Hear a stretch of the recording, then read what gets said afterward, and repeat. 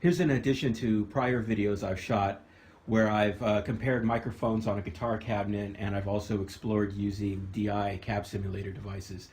About 5 years ago, I did a video where I compared the Sennheiser e906 with a Shure SM57. And in that video, I had recently gotten a Radial JDX box, and so I just tossed it into the video as an extra comparison.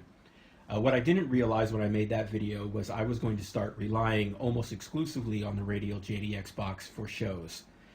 So I used that for a few years, and then just earlier this year I started investigating what I could do to eliminate the amp on stage altogether.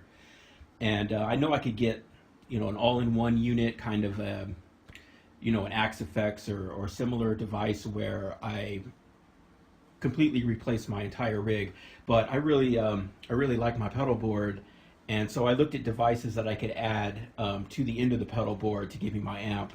And so I had gotten this New Neighbor Iconoclast, and I'd also bought the Radial JDX Direct Drive, and I compared those. In fact, earlier this year there's a video where I compare those two devices against the amp solution that I was using.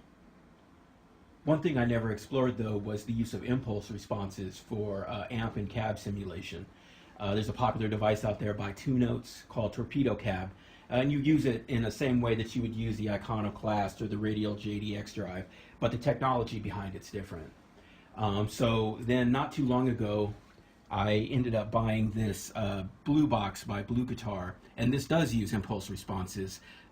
You can see here it's preloaded with a bunch of different cab types you can quickly switch between, and then there's a mic position dial where you can simulate moving the mic between the edge and the center of the speaker. And this device also can be used like the Iconoclast, where you can plug the end of your pedal board into the line in here, and then out. It has a DI for running to your mixer. Or it's like the JDX, where you can put it between the head of your amp, or between your amp and your speaker cab. So today it kind of dawned on me that I have a box for doing impulse response cab sim, a box for analog cab sim, and then of course I still have the venerable e906 microphone, and I thought it would be interesting to just do a shootout between all of these.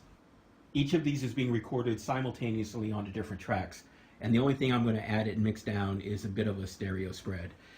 Because the BluBox has options that these others don't have, I've just gone ahead and selected my favorite sound out of it, which is the Black 212 cab with the microphone just slightly towards the edge.